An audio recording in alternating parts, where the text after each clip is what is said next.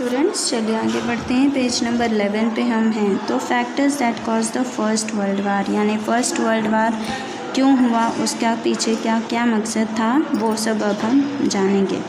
The first world war could be considered as one of the most heart breaking and unforgettable events of the modern world. First world war एक ऐसा विश्व युद्ध हुआ था जिसने कई सारे दिलों को तोड़ दिया था, या एक ऐसा समय मान सकते हैं जो कभी भी भूला नहीं जाएगा मॉडर्न वर्ल्ड में। Many factors were responsible for this, कई सारी चीज़ें थी इस वार के पीछे। The first world war began on 1 August 1914। Germany had defeated France in the Southern War, because of which France had to sign the Frankfurt Treaty in 1871. अब जो first world वार शुरुआत हुई थी 1 अगस्त 1914 को, उसमें जर्मनी है डिफीटेड, जर्मनी ने defeat किया था किसको, फ्रांस एंड सीधा अब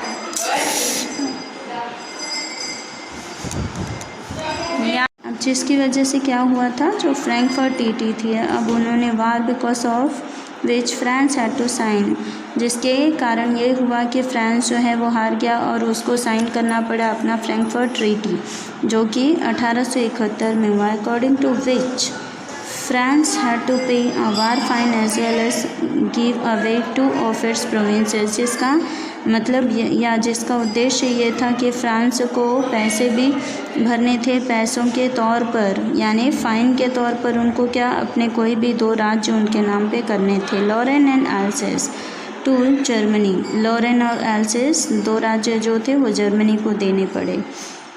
France had not been able to overcome this humiliation, और इस सदमे से फ्रांस पूरी तरह से बाहर नहीं निकल पाया था। दस the Frankfurt treaty itself was the cause of the first world वार, और इसी वजह से फ्रैंकफर्ट ट्रीटी जो था वही एक मेन उद्देश्य बन गया फर्स्ट वर्ल्ड वार का। The end of a war sowed the seeds of a future war. अब जो ये वार का एंड हुआ था उसमें ये भी यानी ऐसे सीड्स या ऐसे बीज जम गए थे जिसकी वजह से ये हो गया था तय कि फ्यूचर में भी वार होंगे, या फ्यूचर में वार होने की संभावनाएं बढ़ गई थी। अब उसके देखें कॉजेस क्या थे, यानी क्या कॉजेस थे। तो फर्स्ट कॉज था इकोनॉमिक फैक्टर्स। अब इकोनॉमिक फैक्टर्स किस तरह, देखिए England had established its vast empire in Asia and Africa in 19th century. England ने अपना साम्राज्य किस तरह से बढ़ा दिया था, कैसे स्थापना की थी, एशिया और अफ्रीका में, जो कि 19वीं सदी में हुआ था।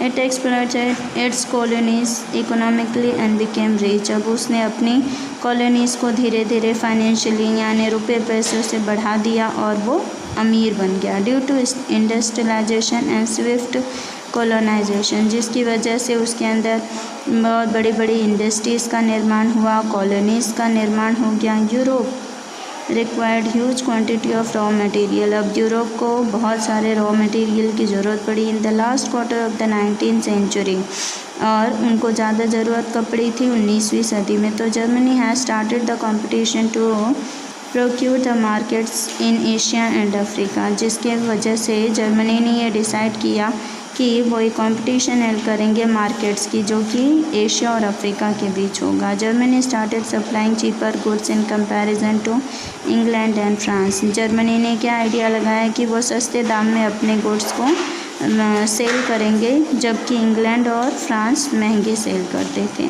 The Afro Asian markets at England and France dominated. अब वो ऐसे कहाँ सेल करेगा, जो है एफ्रो एशियन मार्केट, जहाँ पे इंग्लैंड और फ्रांस जो हैं वो डोमिनेटेड यानी हार चुके थे, थक चुके थे।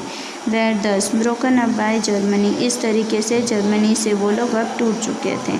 Consequently, there was an intense economic competition between Germany और इंग्लैंड। और इस तरह से बार बार जो है उनके बीच में वार जो है या कॉम्पिटिशन्स जो हैं जर्मनी और इंग्लैंड के बीच बढ़ने लग गई।